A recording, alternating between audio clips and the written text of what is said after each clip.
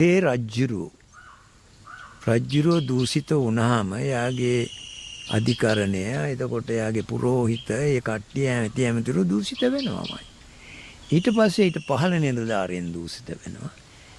මෙහෙම ගින් රාජ්‍ය සේවයේ පහළම නිලධාරියා දූෂිතයි. ඒ දූෂිත භාවය නිසා රටවැසියා පෙළෙනවා. එතකොට රටවැසියා තුල කලකිරීමක් දුකක් ඇති වෙනවා. තමන්ගේ පීඩාව දරන්න බැරි වෙනකොට ද්වේෂය හට ගන්නවා. ඊට පස්සේ වෛරයට පෙරලෙනවා. බද්ධ වෛරයට පෙරලෙනවා. ඊර්ෂ්‍යාව. දැන් సంతානවල හැදෙන්නේ මේ විෂ වායුව. මේ ගොඩාක් දෙනෙකුගේ එක පළාතක රටක වෙනකොට ඒක ගමන් කරන අහසට. ඒ අහසට ගමන් කරනකොට ඒකේ බලපෑම ඉර හඳට ග්‍රහයින්ට බලපානවා. සමබරතාවයෙන් නැති වෙනවා. සමබරතාවයෙන් නැති වෙනකොට අවට තියෙන සීළු දිව්‍ය ලෝක කැළඹෙනවා. ඔය තියෙන අසත් ධම්ම සූත්‍රයේ බුදුහාමුදුරුවෝ කියලා තියෙන්නේ. ඒ දිව්‍ය ලෝක කැළඹුණාම දෙවියෝ බලනවා මොකද්ද මේ? අපි මෙච්චර හොඳට හිටියා මොකද්ද මේ වෙන්නේ? දූෂිතයි මිනිස්සු. අන්න ඒගොල්ලන්ගෙන් ලැබෙනවා තරවටුවක් අපිට. ඒ නිසා ඒගොල්ලෝ අර තියෙන එක ටිකක් වැඩි කරනවා. වයින්කොට වයින්නවා වැඩි, පායනකොට පායනවා වැඩි, වසංගත වැඩි. ඉතින් ඕක තමයි. එතකොට මිනිස්සු තව තවත් දූෂිත වෙවි යනවා නම් අරක තවත් වැඩි වෙනවා. ඉතින් කවදා හරි මිනිස්සු සිල් ගන්න පුරුදු වුණාම ඒව අත්හැරලා යහපත් වුණොත් අන්න ටික අනිත් පැත්තට යනවා. මේකමනේ ලෝක විනාශයට වෙන්නේ. මේකමනේ ආයුෂ අඩු වෙලා අවුරුදු 10ට යන්නේ. දැන් මේ යන විදිය එකක් තමයි සංවට්ට කල්ප විවට්ට කල්ප කියනවනේ. දැන් මේ ඇකිලෙන කල්පේ. දැන් මේ කල්පේ ඇකිලිගෙන යන අතරතුරේ තමයි මෙහෙම යද්දි දැන් ආයුෂ එන්න අඩු වෙනවා. ඒක ධර්මතාවයක්. එහෙමයි ස්වාමීනි. බුද්ධෝත්පාද කාලෙකින් අනිත් බුද්ධෝත්පාද කාලයට යනකොට අතර අඩු වෙගෙන යනවා. අඩු වෙලා ගස් කොළන් පුංචි වෙනවා. එතකොට මිනිස්සු පුංචි වෙනවා. මේවා ඔක්කොම ගල් බවට පත් වෙනවා. එතකොට ඈත මොහොතේ ජඹූර මොහොතේ මිටියාවත් තුළ තමයි මිනිස්සු ඉන්නේ. මේ නෑ. එතකොට මිනිස්සු ටිකයි ඉන්නේ. ඒ මිනිස්සු ඒවා ජීවත් වෙනවා. ඊට පස්සේ ඒවත් පිච්චි යනකොට ගොඩ වෙවි යනකොට අර මූදේ තියෙන පාසි තමයි අපිට තියෙන කණ්ඩ ගස් හැටියට. අන්තිමට ඒවත් නැති වෙනවා. මිනිස්සුන්ගේ පව්කාර මිනිස්සු මැරි මේ යනවා අනිත් තැන් වලට.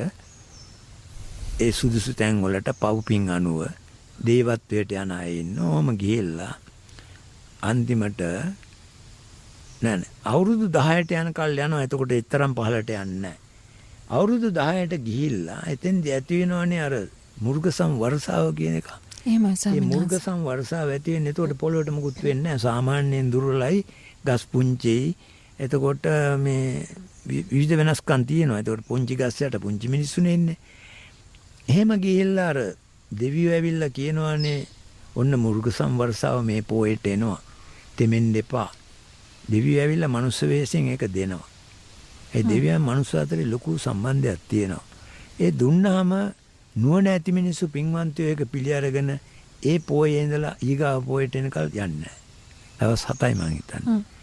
ඒගොල්ලෝ ගල් එන්න වලට ගෙවල් වලට වෙලා කැම්බින්තියන් ඉන්නවා. අනිත් අය එහෙම නෙමෙයි. ඔය මොන බොරුද අපි වහන්නේ නැහැ යන් කියලා ඒගොල්ලෝ සෙල්ලමට යනවා වැස්සට. පේන කෙනාව මුර්ග සංඥාව එනවා. මරා ගන්නවා, මැරෙනවා, මිනිස්සු නැතු යනවා.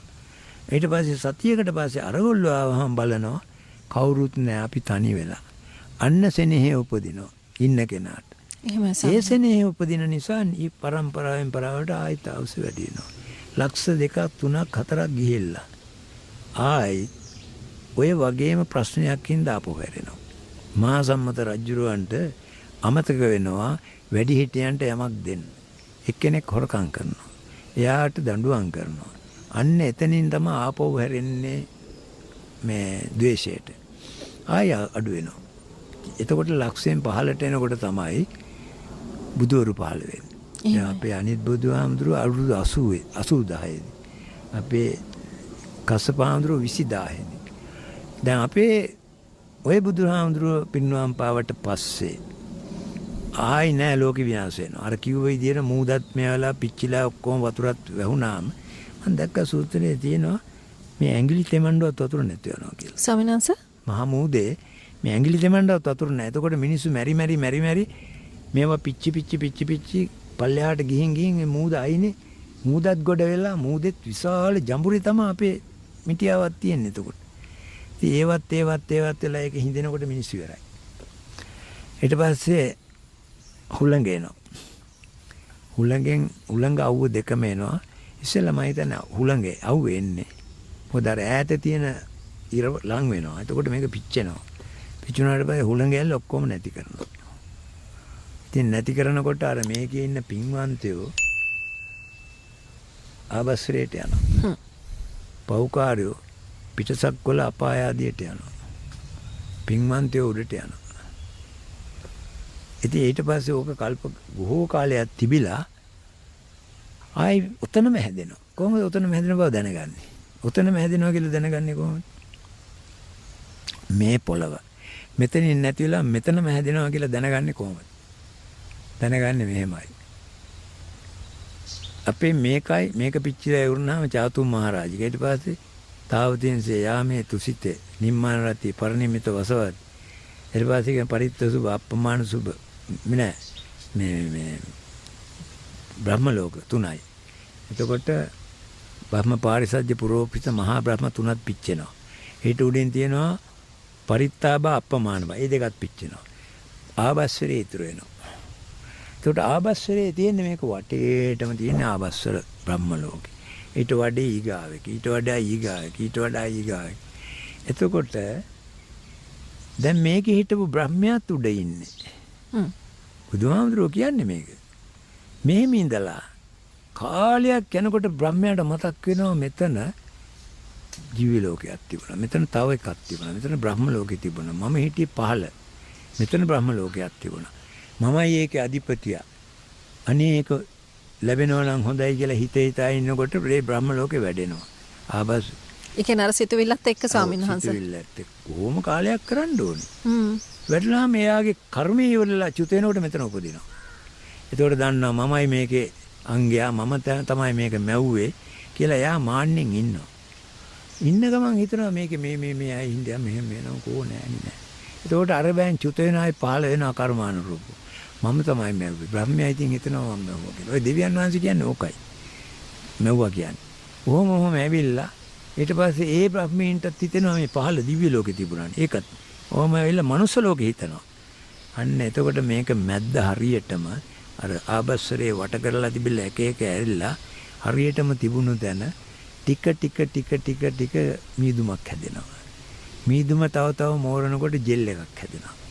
ඒ ජෙල් එක වටේ දෙවිවරු වටේ ඉන්නේ මිනිස්සු තමයි දෙවිවරු. බහින්නේ ඒ සුවඳෙන් ඉන්නවා. ගිල්ලෙනවා ලස්සනයි. සුවඳ ආග්‍රහණය කරනවා. සුවඳ ආග්‍රහණය කරනවා. ඕම කාලයක් යනකොට අවුරුදු ගාණක් කෝටි ගාණක් යන්න ඕනේ. ලක්ෂයක් නෙමෙයි. යනකොට කාට හරි එක්කෙනෙකුට හිතෙනවා මේක හරියන්නේ නැහැ බලන්න ඕනේ. පල්ලෙහාටම ඇවිල්ලා ගන්නවා. සුවඳ දරා ගන්න බෑ. කාමයේ හැටි. ඊට පස්සේ කරනවා. රස දරා ගන්න බෑ. ඊට පස්සේ ඒක බලන් ඉන්න කෙනත් ඒක කරනවා. ඊට පස්සේ ගොඩක් දෙනා ඒක කිව්වහම කරනවා. කෙරුවට පස්සේ අන්න ස්ත්‍රී පුරුෂ භාවය වෙනස් වෙනවා. එතකොට ඒගොල්ලන්ට ඇට්‍රැක්ට් වෙනවා. එතකොට අනිත් අය බලන මේ මොකද? සලු වලින් වහනවා, ගෙවල් හැදෙනවා. ඊට පස්සේ අරගොල්ලොත් කනවා උඩ යන්න බෑ. එක සැරයක් ගියා වැටුණා ඉවරයි. අන්තිමට දැන් ජෙල් එකක් තැන් වල තියෙනවා. එතෙන්ට ගිහින් අරගෙන කාලා එන්නේ තියෙනවා. පස්සේ හිතනවා අපිට කම්සප විඳින්න පුළුවන් මෙතෙන්ට එන්න ඕනේ ටික කරන් යන්න. ඔන්න ගෙනියනවා. දෙපාර තුන් පාර එනකොට අඩු වෙලා. ඊට පස්සේ වේලෙනවා. ඒ අර හෝඩින් හින්දා අර මොකක්ද ඒකට කියන්නේ? තෘෂ්ණාවෙන් ඇවිල්ලා සූරා මොනවද හංගන එකතු කරන හින්දා එකතු කිරීම. එක්රස් කර ගන්නවා Tamanගේ පරිහරණයට. එතකොට නැති වෙනවා. බලන්න ස්වභාව ධර්මයේ විපාක දෙන හැටි අඩු වෙලා යනවා. එතකොට ඒ වෙනුවට තමයි පාසි හැදෙනවා. ඒ පාසිත් ඒ වගේ නිකන් කන්න පුළුවන්. ඉතින් අර ගොල්ලෝ ඇවිල්ලා මේවා කනවා හරි සතුටුයි. හොඳ ඕජාව හරි සුවඳයි හරි රසයි. ඊට පස්සේ එතනත් හිතට අපිට බෑ ඕව අරන් යන්න අපි ටිකක් අරන් යන්න. ඒතර අනිත් අයත් කරනවා. එතකොට ඒකත් අඩු වෙනවා. ඊට පස්සේ ඇල්ගී ගහ එනවා. ඔය මේ මොකක්ද ඒකට කියන්නේ බඩු හිගේ. බඩු හිගේ එදත් උනේ එහෙම අපේ තියෙන තෘෂ්ණාව නිසා. හංගන්න ගිහින්. අදත් හංගන්න හින්දානේ. හාල් හංගන හින්දානේ හිග. බඩු හංගන හින්දානේ හිග. තෙල් අඩු වුණාද නෑ තෙල් හැංගුවා. ඒ නිසා හංගන්න නැතුව මේක දිගට යනවා නම් කවදාක්වත් වෙනස් වෙන්නේ නැහැ.